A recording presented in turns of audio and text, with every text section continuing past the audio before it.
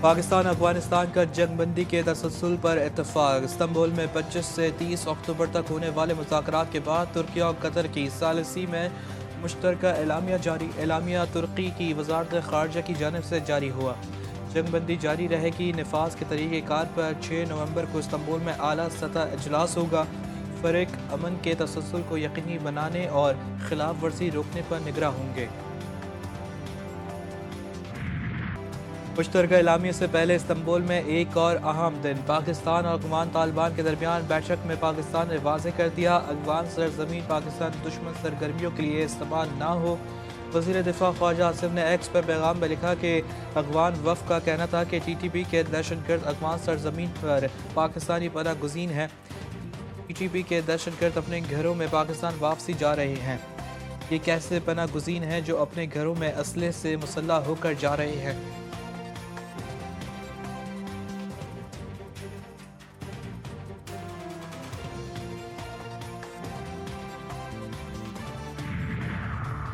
وزیر دفاع خواجہ آصف سے امریکی ناظم الامور اینٹنی بیکر کی ملاقات۔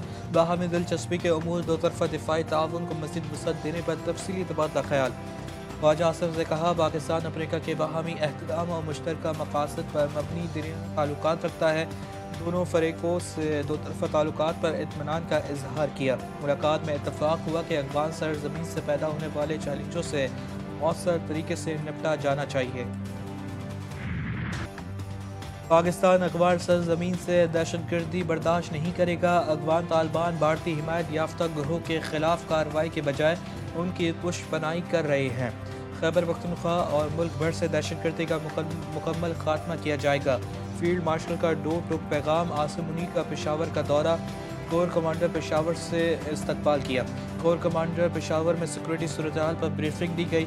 فیلڈ مارشل کی قبائلی عمائدین سے ملاقات۔ قبائلی عمائدین نے دہشت گردی اور افغان طالبان کے خلاف فوج سے مکمل تعاون کا عزم دہرایا۔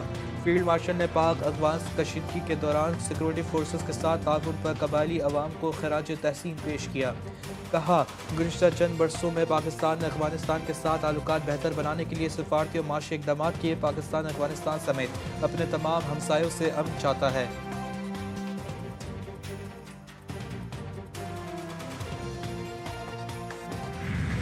باجوڑ میں پاک افغان سرحد کے قریب خوارج کی دراندازی کی کوشش ناکام۔ سیکورٹی فورسز کی بروقت اور مؤثر کارروائی۔ اہم کمانڈر امجد سمیت 4 خوارج مارے گئے۔ آئی ایس پی آر کے مطابق امجد خوارج کے سرغنہ نور ولی کا نائب رہبری شورا کا سربراہ تھا۔ حکومت نے 50 لاکھ روپے انعام مقرر کر رکھا تھا۔ ہلاک خوارج افغانستان میں رہ کر پاکستان میں دہشت گردی سرگرمیوں میں ملوث تھے۔ سیکورٹی فورسز کی بلوچستان میں 2 مختلف کارروائیاں۔ فطرت الہندوستان کے 18 دہشت گرد ہلاک، اسلحہ اور بارودی مواد برآمد ہوا۔ صدر زرداری، وزیر اعظم شہباز شریف اور وفاقی وزیر داخلہ کا فورسز کو خراج تحسین۔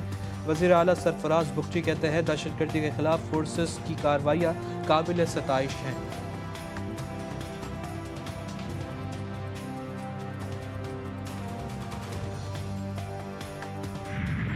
اسرائیل جارحیت سے باز نہ آیا۔ خان یونس اور مسافات میں فضائی حملے، 2 فلسطینی شہید، کئی زخمی۔ بجلی کمپنی کی عمارت تباہ۔ منگل کی رات حملوں میں شہید فلسطینی کی تعداد 120 ہو گئی۔ حماس نے 2 یرغمالیوں کی لاشیں اسرائیل کے حوالے کر دیں۔ کہا، ضامن ممالک اسرائیل پر حملے بند کرنے کے لیے دباؤ ڈالیں۔ اسرائیلی وزیر اعظم نتن یاہو نے کہا کہ غزہ کی پٹی اب اسرائیل کے لیے کسی طرح کے خطرے کا باعث نہیں بنے گی۔ امریکہ کے لیے غزہ کے لیے بین الاقوامی استحکام فورس کا قیام مشکل ہو گیا۔ حماس سے براہ راست تصادم کے ڈر سے عرب ممالک کا فورس میں شمولیت سے انکار۔ امریکہ نے ایشیائی ممالک کا رخ کر لیا۔ استحکام فورس کے لیے افرادی قوت اور مالی تعاون کا بوجھ اٹھانے پر زور۔ امریکی نمائندوں کی سنگاپور جیسے چھوٹے ملک سے بھی فوج بھیجنے کی درخواست۔ لبنانی صدر کا فوج کو اسرائیلی دراندازی کا ڈٹ کر مقابلہ کرنے کا حکم۔ جوزف اون نے آرمی چیف کو حکم دیا کہ لبنانی فوج اسرائیلی پیش قدمی کو روکنے کے لیے قدم اٹھائے۔ اسرائیلی فوج نے جنوبی قصبے بلیدہ میں داخل ہو کر بلدیہ کے ملازم کو اس وقت گولی مار کر شہید کر دیا۔ اسرائیلی طیاروں نے جنوبی علاقوں میں متعدد فضائی حملے کیے۔ امریکہ اور چین کے تعلقات میں بڑی پیش رفت۔ 6 سال بعد امریکی صدر اور چینی صدر کی 1 گھنٹے سے زائد طویل ملاقات۔ امریکہ کا چین پر 10% ٹیرف کم کرنے کا اعلان۔ ایئر فورس ون میں صحافیوں سے گفتگو، ٹرمپ نے کہا ملاقات بہت اچھی رہی، چین پر ٹیرف 57 سے کم ہو کر 47% ہو جائے گا۔ ٹرمپ کا آئندہ سال اپریل میں چین کا دورہ کرنے کا اعلان۔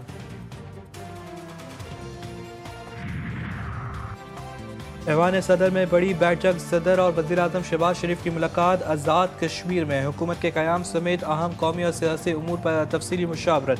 ذرائع کے مطابق مسلم لیگ نون نے ساتھ دینے کے لیے قبل از وقت الیکشن کی شرط رکھ دی۔ نون لیگ کا مطالبہ ہے کہ پیپلز پارٹی کا اگلا وزیر اعظم 15 جنوری کو اسمبلی توڑے اور اپریل میں الیکشن کروائے۔ ملاقات میں محسن نقوی، بلاول بھٹو ملاقات میں موجود تھے۔ وزیر اعظم سے وزیر داخلہ کی ملاقات۔ محسن نقوی نے حالیہ دورہ عمان اور ایران کے حوالے سے آگاہ کیا۔ بلاول بھٹو سے بھی محسن نقوی کی ملاقات، ملکی سیاسی صورتحال، باہمی دلچسپی کے امور پر غور کیا گیا۔ وزیر اعظم آزاد کشمیر کے خلاف تحریک عدم اعتماد کا مرحلہ 1 نومبر تک مؤخر۔ پیپلز پارٹی کی مرکزی قیادت نے آج اہم اجلاس بلا لیا۔ چیئرمین بلاول بھٹو صدارت کریں گے۔ پیپلز پارٹی آزاد کشمیر کی پارلیمانی پارٹی میں شریک ہوگی۔ پیپلز پارٹی کا تحریک عدم اعتماد کے لیے مطلوبہ نمبر سے زائد ارکان کا دعویٰ۔ چودھری انوار الحق تحریک عدم اعتماد کا مقابلہ کرنے کو تیار۔ پی ٹی آئی کے خرم زی شاہ 91 ووٹ لے کر سینیٹر منتخب۔ مسلم لیگ نون کے حمایت یافتہ آزاد امیدوار تاج محمد افریدی 45 ووٹ لے کر دوسرے نمبر پر رہے۔ تحریک انصاف کے تمام اراکین اسمبلی نے اپنا ووٹ کاسٹ کیا۔ 145 میں سے 137 ووٹ کاسٹ کیے گئے۔ اپوزیشن کے 8 اراکین نے ووٹ نہیں ڈالا۔ شبلی فراز کی نااہلی سے سینیٹ کی نشست خالی ہوئی تھی۔ وزیر اعلیٰ خیبر پختونخوا کو پھر بانی پی ٹی آئی سے ملاقات کی اجازت نہ مل سکی۔ سہیل افریدی نے میڈیا سے گفتگو میں کہا، میں نے تمام قانونی راستے اپنائے، پنجاب اور وفاق کے محکمہ داخلہ کو اور چیف جسٹس آف پاکستان کو خطوط لکھے۔ اس کے بعد اسلام آباد ہائی کورٹ میں درخواست دی۔ اس کے حکم کے باوجود آج چوتھی بار مجھے ملاقات سے روکا گیا۔ جلد لاہے عمل کا اعلان کروں گا۔ کراچی میں ایک اور خوفناک آگ موج گوٹ میں ٹائروں کے گودام میں لگی آگ بے قابو، ہر طرف دھوؤں کے بادل۔ فائر بریگیڈ کی 13 گاڑیاں آگ بجھانے میں مصروف۔ فائر بریگیڈ حکام کے مطابق گودام میں 3 طرف سے آگ بجھائی جا رہی ہے۔ تیز ہوا آگ کی شدت میں اضافے اور پھیلنے کا سبب بن رہی ہے۔ آگ پر قابو پانے کے لیے کوششیں جاری۔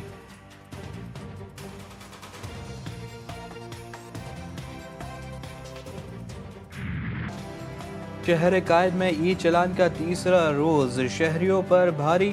24 گھنٹے کے دوران ہونے والے ای چالان 6000 تک پہنچ گئے۔ Report J T V news کو موصول۔ مجموعی طور پر 5979 شہریوں کے چالان کیے گئے۔ رپورٹ کے مطابق سیٹ بیلٹ نہ لگانے پر سب سے زیادہ 3258 چالان ہوئے۔ تیز رفتاری سے ڈرائیونگ پر 655، بغیر ہیلمٹ 1294 چالان کیے گئے۔ سگنل توڑنے پر 357، موبائل فون کے استعمال پر 216 چالان کیے گئے۔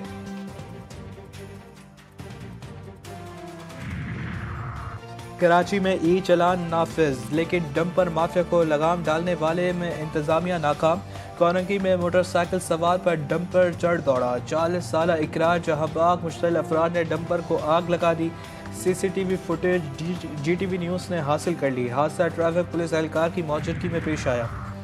بھارت کی ٹیم وومینز ورلڈ کپ کے فائنل میں پہنچ گئی۔ سیمی فائنل میں آسٹریلیا کو 5 وکٹوں سے شکست دے دی۔ بھارتی ٹیم نے 339 رنز کا ہدف 9 گیندوں پر قبل حاصل کر لیا۔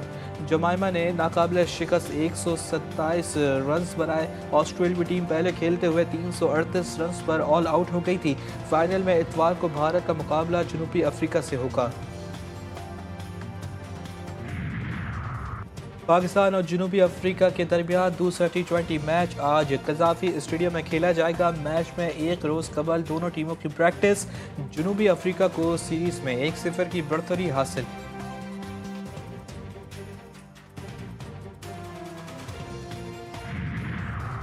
اور امرتا پرتیم کو بچھڑے 20 برس بیت گئے۔ شاعرہ، ناول نگار، افسانہ نگار اور ادب لیجنڈری شخصیت نے ادب کی بھرپور خدمت کی۔ امرتا نے 100 سے زائد کتابیں تحریر کی۔ امرتا کی تخلیق پر 900 سے زائد فلمیں اور ٹی وی سیریل بنائے گئے۔